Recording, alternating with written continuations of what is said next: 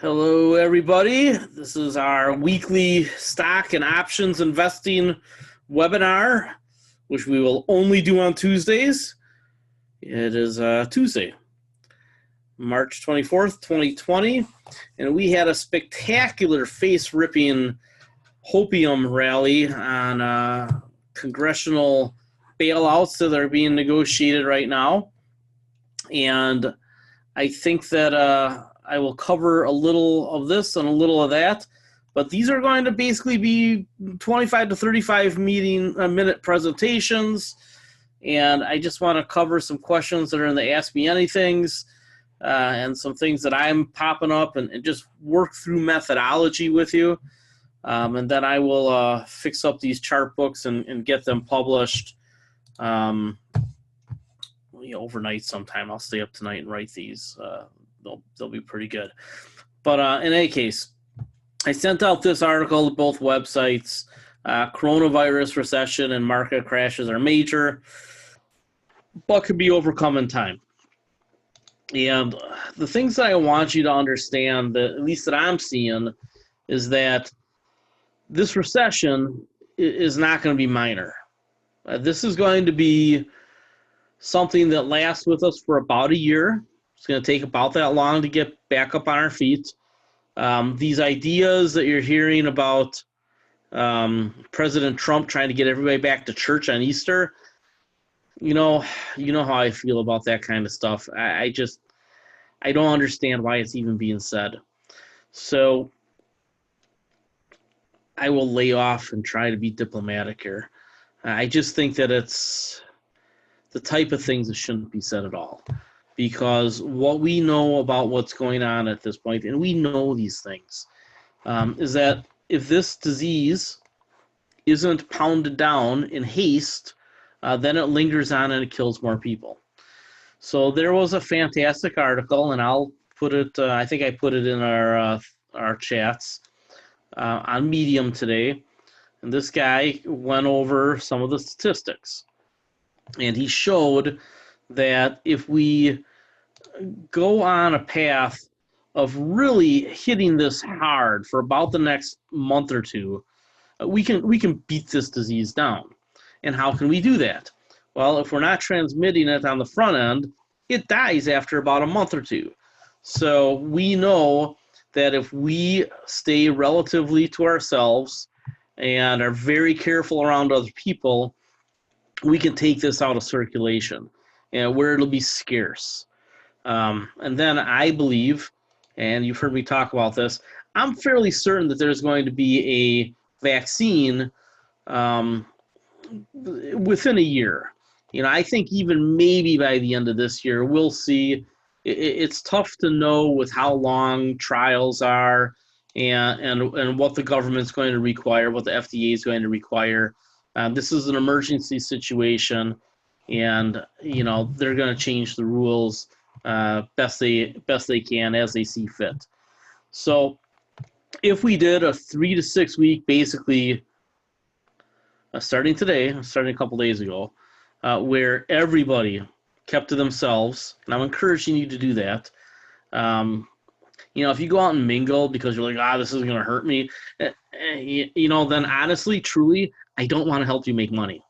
I don't. I have some ethics about this stuff, and if you really are looking at this and trying to make a non-scientific opinion or ideology into fact, I honestly take your money and go somewhere else, because this is a serious thing that, in the worst case scenario, could kill around 10 million Americans. Now, that's very unlikely, but there's a high probability, high enough, that we could see 2 to 3 million deaths. And several 100,000 is incredibly probable.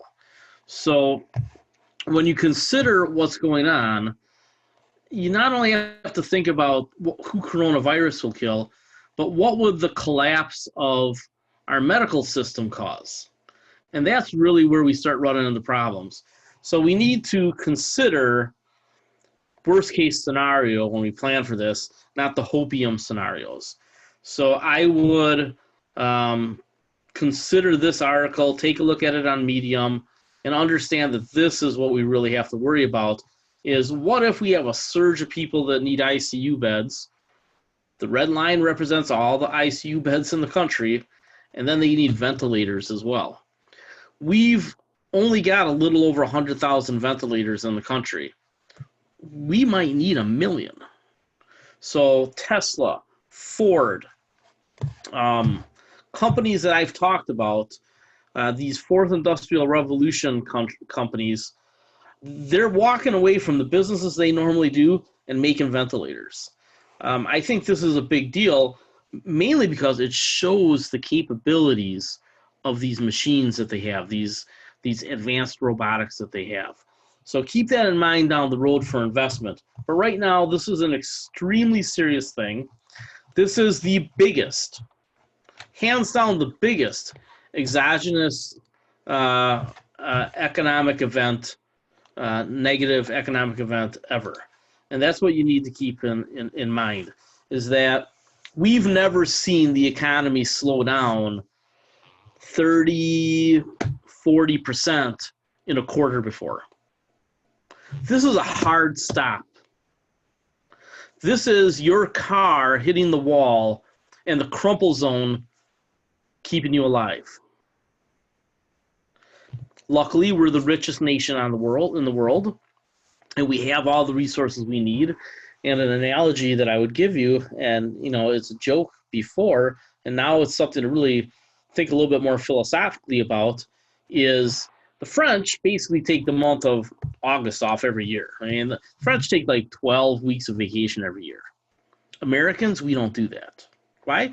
We work hard. We live through our work, things like that. And if this slowdown basically means that a lot of small business owners get to take a month or two off, I'm telling you, as a small business owner, I'll take my vacation when this is done. But as a small business owner, I can tell you, if millions of small business owners across the country get a chance to relax and hang out with their family now, the economy will do pretty good coming out of this, because, frankly, they probably needed a break. And this is the most horrible way to get a break. But, they can do it. They can stop their businesses as long as financially they're able, and that's what the bailout bills are about. And then they can go back to it in a month or two. And my guess is that we should be hunkered down until around Memorial Day.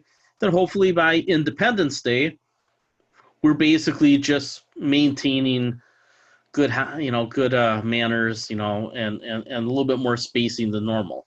But we should be able to go to Brewer games or baseball games again by the 4th of July. So I'm hoping that's the way it goes. And when things like this is, people still comparing it to the flu, or, the prescription is worse than the disease, man, that's such garbage.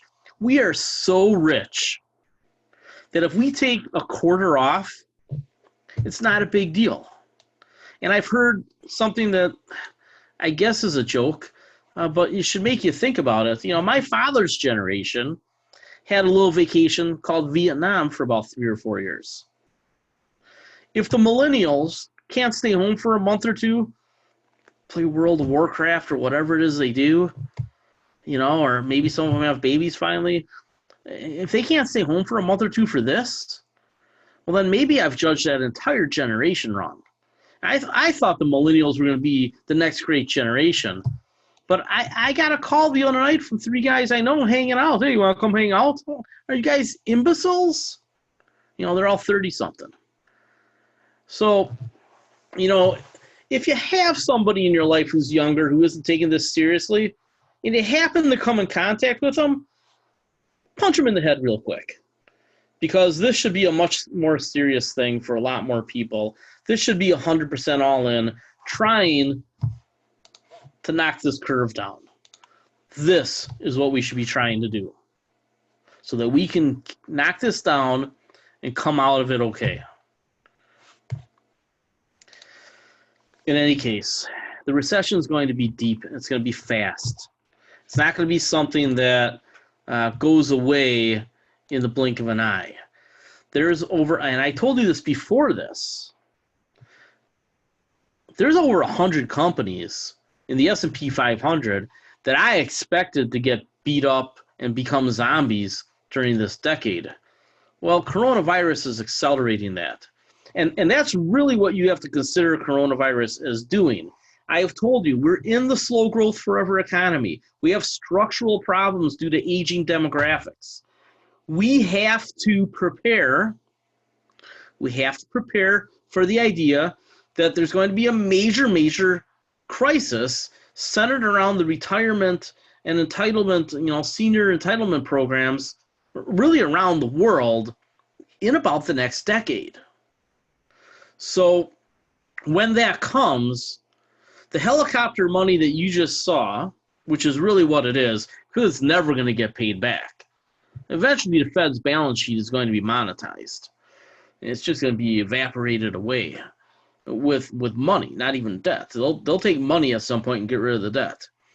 This helicopter money is nothing compared to what's coming in the retirement crisis. The retirement crisis, about a decade out, is going to be about $30 trillion.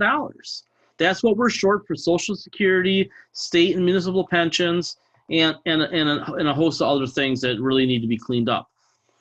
Once we get out of these two crises, the one that we have now and the one that's coming, interest rates will normalize. Now, interest rates are going to drift up for a little while here as soon as we come out of this, and then they'll start heading down again because the economy will realize, oh man, we're running into secular headwinds again. How fast that happens, I don't know. I think the 2020s will be a lot like the 2000s. Is it more condensed? I mean, are the recessions at the beginning and the end again, or the beginning and the middle? Hard to tell, right? We're just going to have to figure it out as we go along. I would say that after we come out of this recession early next year sometime, my guess is second quarter. I'm guessing this lasts about exactly a year with a big plunge now and then gradual coming back. But there's companies that are never going to hire everybody back. There's companies that fired people already because they don't want to keep them employed. They're using this before the bailout bill. They want to downsize. They wanted to downsize, and they're fighting it. They have to deal with employees and unions and things like that. And this is a way for them to say, we don't need 1,700 people, we need 1,500. Oh, we don't need 75 people, we need 50. That's what's going on right now. And once the bailouts come, there's going to be small businesses making tough decisions. And when I say small, I don't mean, little 12-person shops. I mean, that company in your town or in your city that employs 1,700 people, but that's the only plant they have in the whole country, right? That insurance company that employs 2,000 people, those are really small businesses. If you're under about 500 million, to me, you're a small business. And, those are the folks that we have to make sure don't fall apart because small business, defined from your one-man entrepreneur like me to, your, say, $500 million to $1 billion companies, they employ like 70% of the population. So when they make these decisions, you're going to see a lot of people get unemployed. Some other things to consider, and I've always warned you, higher unemployment is the warning, right? That's when people start cashing in 401ks. And that's bad for the stock market. The other thing we have to consider is what is the ongoing knock-on effect from COVID-19. And the reason I call it COVID-19 and not coronavirus is there's a lot of coronaviruses out there, but COVID-19 is just this strain. So I think we should know what is COVID-19 because there's probably going to be a COVID 20, 21, 22, 23. Will they be as deadly as this and spread as easily? I hope not. But we do have to consider that disease X is coming someday. Someday we'll have a disease that comes and it spreads more easily than this and it's more deadly than this. We don't want to see that disease, but it's probably going to happen. If you watch Nancy Pelosi on CNBC today, I know a lot of people turn her out. I mean, she doesn't have the greatest cadence, and they're like, I'll listen to her. we need to get over our misogyny in this country, because I'll tell you what, some of the smartest people in the world are women, and we don't listen to them all the time. She talked about how we need a lot more money going into research, specifically biotech. Now, I think that's a reality, because we're going to have to fight disease X someday. Well, and we need a structure in place, right? Industrial structure in place that can create vaccines and treatments quickly as we need them. Not 2-year processes, but 90 to 180 days, get it done. And I think there's probably an investment theme in there, right? We know that we want to invest in some biotech. Maybe we need to add that biotech ETF to our mix, to the 5 ETFs that we've been targeting. So we'll take a look at that. In the meantime, I want you to read this article. I think it hits hard. I think it should make sense. This is the level that we are at in the stock market right now, right in here. And this is the one that I said we get to if we had a crisis. Well, folks, we're in crisis right now. We need big solutions. We need big backstops. But we can handle 12 weeks off. And we can print money, right? Money's like Doritos. We'll make more. So, prioritize human life above all else, and don't think that we can't come out of this, because we can. And we will. It's just going to be kind of a rough year. But our opportunity to be big-time buyers is coming. I think in the next month or two, I think that the kitchen sink is coming. What does that mean? I think that we should expect corporate executives to lower the expectation bar. I think you're going to see profit numbers and corporate earnings numbers. I think you're going to see the projections. You're not going to recognize these projections. They're going to be so low. If we do this instead of this stupid thing that's being advocated by the administration, we can come out of this pretty good. So the decisions that are made in the next month or two are going to determine a lot. If we start to see infections and deaths spike in the next 2 or 3 weeks, which I hope doesn't happen, but the data says that it will, then we have to be very careful, right? That means that the economy could get shut down again if we don't keep it shut down for a while. So let's hope that we keep things shut down for a couple months for the most part and go into the summer a lot more healthy. If we don't, we'll get these face-ripping rallies like we got today, these hopium rallies, and we'll be sorely disappointed when there's another shoe to drop. All right, on that happy note, let's talk about stocks. So there was an article that I pulled up a second ago. Some guy on Seeking Alpha said that Google is trading for half price. I'm calling bullshit. All right. So let's take a look at the Google chart. You've seen that I've said that Google, I jump all over it at 950 or 850, right? Well, here's that line. And it's hard. This is a monthly chart. It's hard to figure out where their line is, because when you compare the weekly and the monthly, you have to decide, which chart to use. So, this comes in at 834, and Google Alphabet is what, 1100 today, 1100 and change.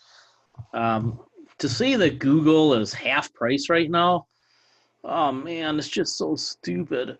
All these guys who talk their fundamental stuff on Seeking Alpha, some of it's good, most of it's regurgitation. I've told you that. I mean, there's so many guys plagiarizing, it's unbelievable. That's why I hide a lot of my stuff. I give you what I can, and I tell you what I'm thinking, and I understand that at a certain level I'm asking you to take some faith, and that's knowing that I'm imperfect, because I screwed up the oil trade. But for the most part, I get good information. In the last little over a year, I've been very careful about who I listen to and connect with. and talk to and steal from. But yeah, the stuff on Seeking Alpha, I tell you what, over half of it's garbage. And I think another half of what's left is just meh, okay. Maybe 10 to 20% of it is really worthwhile for you. So just think that through when you read an article and you get involved in the hyperbole, because there's some garbage out there. And I don't think that Google is half price right now. If we were in a bull market, I guess I would buy it.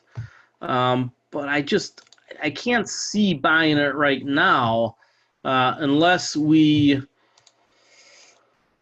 unless there's just like a sudden cure, right? Unless there's something that happens that makes this not so bad. But otherwise, I'm pretty sure that we're going to see Google under $1,000 a share. Does it get to, middle 800s? I don't know. It's an awfully rich company. They've got a lot of money on the balance sheet. And I think that, we can probably, start nibbling in the 900s somewhere. If the market's just falling straight down, then we make a different decision. Let's watch the RSI, right? If we switch this over to weekly, because Google's one of those companies that might not get oversold on the monthly chart, right?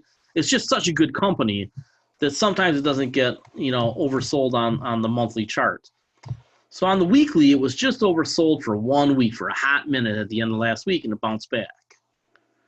Now, if it goes back down to the weekly oversold, I'm sorry if I mixed up my overbought and oversold, goes back down to the oversold, negative money, right? More money going out than coming in to a company like Google. I mean, that's a big deal. When more people don't want Google and do want Google, wow, right? It doesn't happen very often. If we take a look at this chart, it's like never. I mean, seriously, it's like never. So I think you just have to think about where some of these companies are on their charts. So I think it'll be tough, right, for them to get to a monthly oversold, but it could happen. And if it does, if a company like Google gets oversold on their monthly chart, that is massive. And at that point, you just hold your nose and you buy it. 900, 800, 600, whatever it gets down to. And oversold on a monthly chart, these types of blue chips, you buy them. And you just hope the world doesn't end. So let's go to the opposite end of the scale, and let's go to Kinder Morgan. Kinder Morgan's a natural gas pipeline company. Richard Kinder is buying back a lot of shares. And it just double bottomed. So I think Kinder Morgan is a company that you can buy here, and you can buy it with reckless abandon while it's chopping around down at these prices. Had a little bit of rebound today, right? 53 cents, 45%, whatever that is. But look at this chart. Bottomed over here, bottomed over here. That's as bad as it gets for them, right? That's as bad as it gets. And they have a lot fewer shares now than they had 3, 4, 5 years ago when I started buying this company. So I've been buying these guys in this whole range. Why? He buys back shares, he buys back shares, he buys back shares. He pays a dividend. And when I mean he, it's Richard Kinder. He's setting this company up to be bought or merged or something. He's got, he's like 80-something years old. He's not, this is, unless he's going to give it to a grandkid, this is something that he needs to cash out of. Or he's setting it up for the next generation to cash out of, whatever. Maybe he's going to try to get around the estate taxes and, get it to the next generation. We'll see. But in any case, he's buying back all these shares, and he's buying shares. So the company's buying shares, and he's buying shares. And he's buying it with his own checkbook. He's got a $1 per year salary. He just keeps buying shares with his own checkbook. Kinder Morgan is a natural gas pipeline. And even though natural gas is not the bridge fuel that we thought it was going to be, right, because alternative energy is coming on so fast, and natural gas demand is barely going up. As coal power plants close, natural gas demand goes up. The next 10 years, natural gas demand is going to flatten. And then probably 10 years after the fall off in oil, natural gas will fall. Interestingly, when oil production finally falls, which is probably in the next 5 to 10 years, and oil demand starts to fall, maybe in the 2030s, natural gas producers finally have a bull market. So if you're a vulture, you're going to want to look for natural gas producers 5, 10 years out. They're probably going to stink for the next 5 years. So I wouldn't bother too much with natural gas producers. But the pipelines, pipelines you can do. And I think this is the best one. I think they're a merger candidate with Williams. I could see Chevron or Exxon spinning off their pipelines and creating a company with Kinder Morgan. We could figure it out. But the oil majors are going to have to do some major rejiggering of their companies, and it's not going to be cheap. So we'll see what they do. But the reality is that we probably have some sort of strategic transaction coming with Kinder Morgan. So I think you can buy it. I mean, look at that. It held that line all the way across. We're at it right now. I don't know, what's the dividend right now? 6%, 7%, 8%? Something like that. I think Kinder Morgan is a real good one to buy. So if you want some diversification into fossil fuel energy, I think this is probably the best one in the whole country. I really do. So there you go. So let's flip on over to alternative energy. All right, here's one of our favorites, Brookfield Renewable Partners. I think that these guys are definitely at a support level here, and it's just a matter of do they break through and come down to in here more. I don't know if that line is perfect. Maybe it should be up just a click. But I think that Brookfield, renewable is something that we want. And they're going to introduce their corporate share class soon, right? This is a partnership, and you have to deal with K1s and things like that. But this is, they're going to have a corporate symbol soon, and I think I'm probably going to want in on that because I can throw it in IRAs. I don't know if this is where we're supposed to buy it or if this is where we're supposed to buy it, but I know it's somewhere in there. So maybe on another big down day or two in the next couple of weeks, you buy some in here. Maybe it's going like that. So you need to watch this one super closely in this range because somewhere from low 20s to low 30s is where you probably want it. All right, let's go on to some growth stocks. Roku. I added Roku to our top 10 growth stocks today. I've been looking at it for months, just months and months, and I've got a couple Roku TVs, and I've been watching how the advertising works and how they make money and things like that. But I can't see how Roku loses going forward. I just can't. They make money from all the streaming services. They're one of the only hardware providers. Apple TV hasn't really taken off for some reason. You have your Android boxes. You have the Amazon Fire Sticks and Fire Boxes. It makes sense to me that Apple, Amazon, or Google are going to want to buy these guys because they have the hardware. Apple, I think, should go on a buying spree. I think they should buy Warner Entertainment from AT&T, and I think they should buy Roku.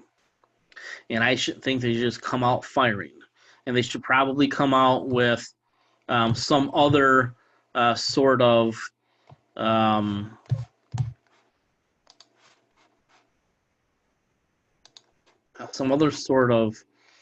what we should say. Let's see here. I was trying to get a little bit more bandwidth here.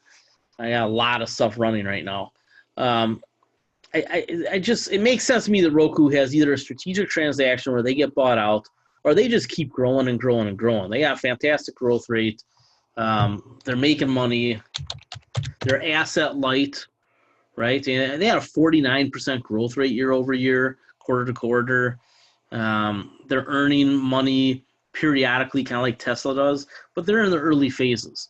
This is going to be a company that makes a lot of money because they don't have to produce content. They're a platform, and people like it. So I think this is something that you take a look at and you say, I might need to get involved with this one. How low does it go? I don't know. Again, how bad is this recession and stock market crash going to be? Could get down to around 30, it for sure could. Up here, it held this line now, but we're thinking things are probably going to get worse. So maybe down here. I'm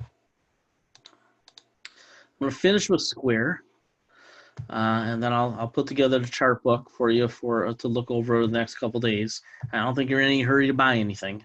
If you have FOMO right now, slap yourself in the head. You need FOGYAK, fear of getting your assets kicked, right? Not fear of missing out. This is not going to be a rocket ship back to the moon. There's a lot more tests to come. Square. So here's the story with Square. Their CEO also runs Twitter. And remember, Mark Zuckerberg wanted to do Libra with Facebook because he had all those people. I think there's got to be some sort of convergence between Twitter and Square. Why can't Square and Twitter accounts be connected somehow? I just think that there's something more with Square that we're not seeing right now. They have the crypto project. They have a great small business and peer-to-peer. Twitter could really facilitate peer-to-peer or paying for NFL, right? Or whatever Twitter is going to be broadcasting in the future. Twitter is going to become a platform for broadcasting too, and more. So that's a company that's been on my list for quite a while. I probably should have bought it down at 15, and I didn't. So I take a look at Square, and I just think, okay, financial intermediaries are just going to keep growing and growing. These guys have a platform that maybe a big bank like JP Morgan wants to buy, or Citigroup, or Bank of America, or Wells Fargo. Somebody's going to want to get into where these guys are, and they'll get a buyout. Or they'll just keep growing as the economy goes more and more digital. It's going to happen. So I think that Square is something that, again, are we at the level where we should be buying it, or is it going to dunk with the next correction? If we can get Square around $20 a share, you got to jump all over it. It's a high growth company, right? What was their? I think their growth rate was 40% year over year. So all these companies that we're looking at, they have unusual growth rates for companies in related industries, and that's what you want. And they have good balance sheets, and they have things that the market doesn't value. And at the end of the day, if the market doesn't value part of a business, that's probably something that should interest you. Let's take a look at the monthly chart, right? These guys haven't been out that long, so they don't really have much of a monthly chart. I don't know that this matters all that much because they just don't have a long enough history. You usually want to see about a 5-year history.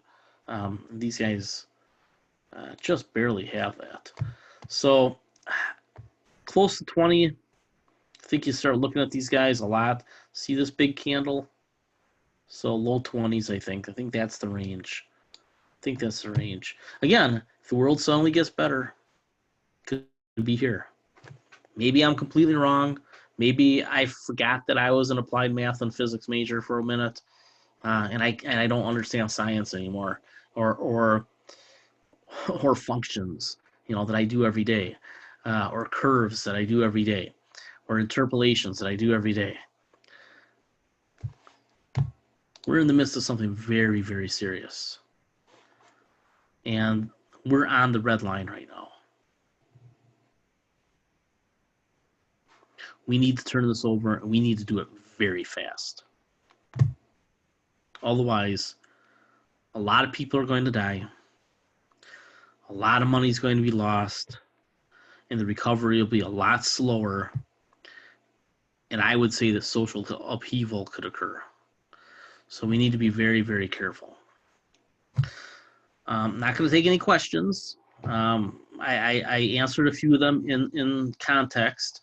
So keep that in mind when you take a look at this. I want you to really think seriously about where we are in some of these places. Can Google and Twitter and Square and Roku have this moment? Right? This is an out of favor sector with Kinder Morgan.